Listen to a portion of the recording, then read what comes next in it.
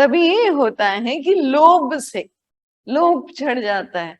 लोभ यानी ग्रीड, ये भी चाहिए, वो भी चाहिए, ये भी मेरा, वो भी मेरा, सब लोभ बढ़ जाता है।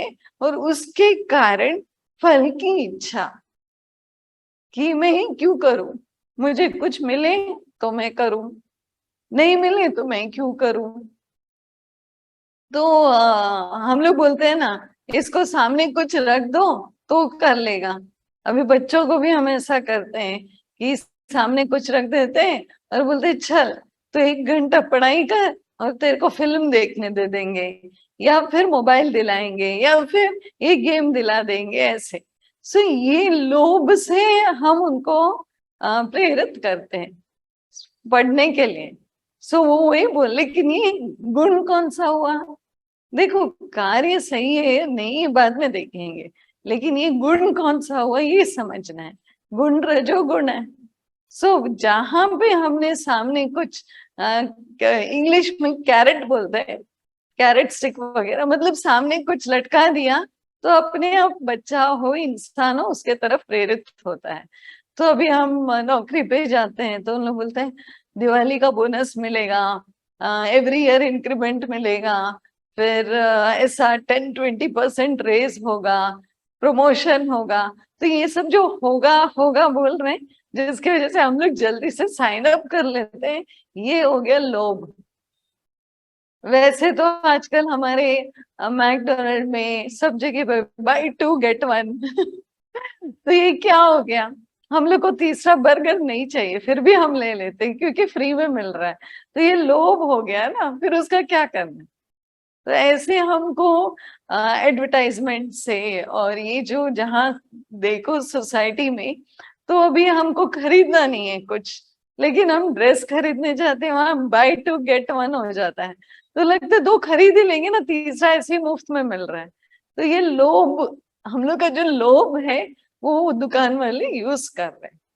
सो जो डिस्काउंट्स डालते हैं, तो उन लोग जो हम लोग नहीं करने वाले होते वो भी कर लेते हैं, क्योंकि उन लोग को हमारे अंदर जो लोभ है उसको खींचना है, लोभ से हमको खींचना है। तो हम लोग को थोड़ा अलर्ट होना पड़ेगा कि उन लोग कर क्या रहे हैं। ठीक है, तो उसमें गुण कौन सा है? रजोगुण।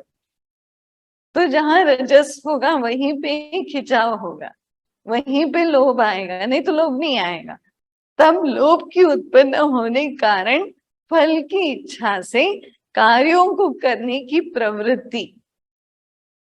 यानी अगर किसी ने कहा कि सत्संग सुनो, कुछ भी फायदा नहीं होगा, तो क्या हम आएंगे? ये हमको सोचना है। मतलब कुछ नहीं मिलेगा तो हम आएंगे क्या, ऐसे सोचना है। तो लोभ के बिना आना है।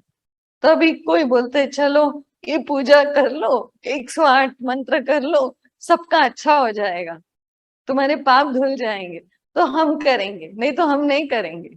तो ये जो गुरु हैं और ये जो ऑर्गेनाइजेशंस हैं, ये सारे देखते हैं हमारे रजस गुण को, हमारे भीतर जो लोभ है उस सकाम कार्य की इच्छा को, और वो सही तरीके से हमको खींच लेते हैं और बाद में हम लोग को सही तरीके से सत्व में ले जाते हैं।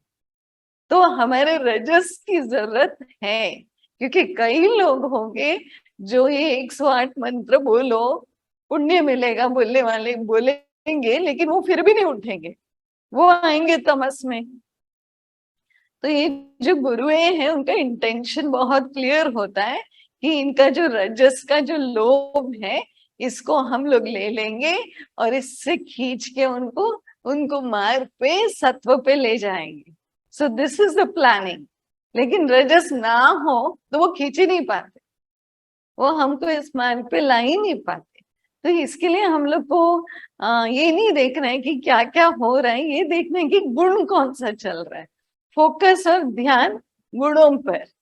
तो लोभ जो है जरूरी है, तो अभी बच्चे को होमवर्क जो कराना है वो जरूरी है, तो कर ही नहीं रहा है, तो माँ बाप क्या करते हैं, लोभ से उसको करवा लेते हैं।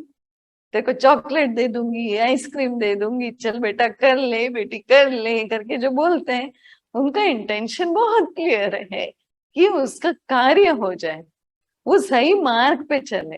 तो इसके लिए उसका रजस में से जो लोभ निकलता है उसको यूज करके हम उसको कार्य करवा देते हैं। तो इसमें गुण रजस का जरूरी है। कई बच्चे होते हैं जो बोलते तू आइसक्रीम भी दे दे मम्मा, चॉकलेट भी दे दे या ना दे, मैं करने वाला ही नहीं हूँ। तो इसमें आ गया तमस। तो इसको समझना है हम लोग को।